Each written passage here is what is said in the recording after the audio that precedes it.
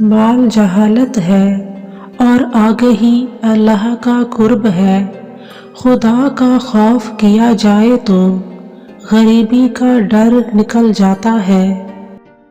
اللہ کو ثابت کرنے والا بھی اتنا ہی جھوٹا ہے جتنا کہ اللہ کو نہ ثابت کرنے والا، کیونکہ اللہ تعالی ثابت کرنے سے ثابت نہیں ہوتا، بلکہ اللہ تعالی تو ماننے سے ثابت ہوتا ہے۔ وہ لوگ جو بے مقصد زندہ رہتے ہیں ان کو موت ستاتی ہے، اور جو با مقصد رہتے ہیں ان کا موت کچھ نہیں کر سکتی۔ دعا پر ایمان آپ کو مقربین میں شامل کر دے گا۔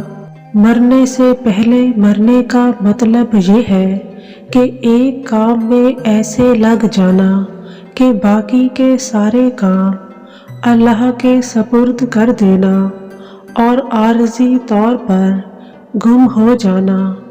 مرنے سے پہلے مرنا نہیں ہے۔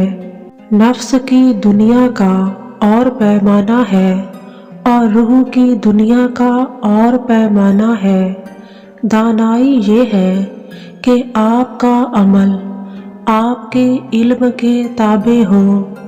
خوف ان کو ہوتا ہے جن کے پاس مال ہو۔ آدھی دنیا مجبوریوں کی دنیا ہے، یعنی نفس کی دنیا۔ سکون کی تلاش اللہ کے فضل کی تلاش ہے اور اللہ ہی کی تلاش ہے۔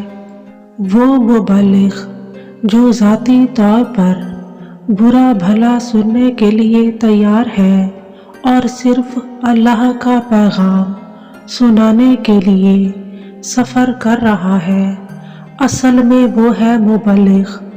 ایسی جنت کا کیا کرنا جس میں آپ کا بھائی ساتھ نہ ہو۔ دل ایک قسم کا خانہ کعبہ ہے، یعنی اسلام سے پہلے والا۔ اس میں خواہشات کے بت پڑے ہوئے ہیں۔ وہ بت نکال دو تو یہ صاف ہو جائے گا۔